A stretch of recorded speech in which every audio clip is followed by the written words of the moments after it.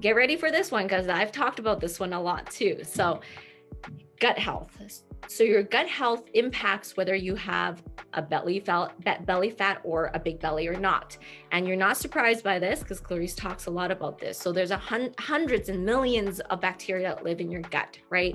All of that together makes up your microbiome, your gut flora, right? So the thing is, whether your gut health is good or not is going to impact your immune system and how likely you're going to develop disease, right? Your gut health is incredibly, incredibly important.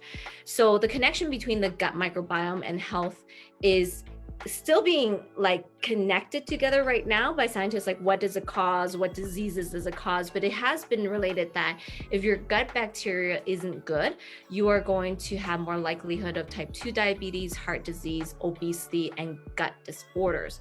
Okay, so when you have an unhealthy gut bacteria, you're going to have higher levels of inflammation in there, which means you're more likely going to create and deposit visceral fat as well. Okay, so this is something that's really important. So that's why you making sure you take a good probiotic is very important. I've mentioned this many times before, because if you don't have a good bacterial microbiome, it's just going to lead to a lot of problems, weight gain, bloating, all of that.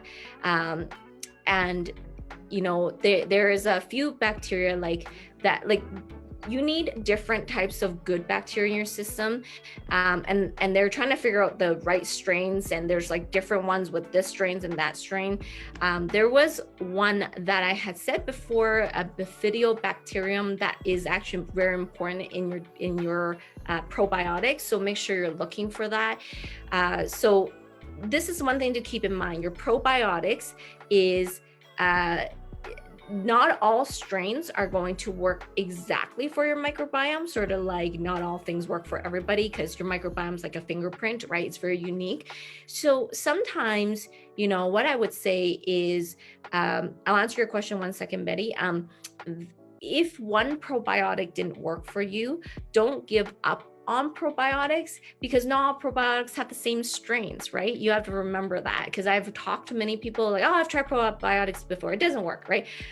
Yeah, did you look at the types of strains in it though, right? Maybe you need a different types of strains to help your probiotic in your system. So it's very important to make sure that the bacteria in your body, the good ones, are fed and are healthy, so that you have a better metabolism and whatnot, right? You can take it for a certain period of time, about 3 months, and you can go off of it, and then maybe after another 4, 5, 6 months, take a break. You introduce it again. You can give it a little bit of break, but it's just to make sure that it has the right profiling in your system, right? So consider probiotics. You can get probiotics from regular food too, and I had said this in one of my lives, but the only thing is you have to it's kind of like what I say. So like if it's, when you take a supplement, it can be an insurance policy, right? So you may not be able to get the right probiotics in your system, and being able to take care of that is really important. And yes, if you eat whole foods and fiber-rich kind of vegetables and fruits, you're going to have a better microbiome. But, let's talk about what if you had that party that weekend and ate bad and ate the pizza and ate the fun foods with your grandkids and all of this. Those things mess up your microbiome. So maybe you still need to replenish the microbiome in a good way, right? So put probiotics below if you feel like you need more help with your gut health.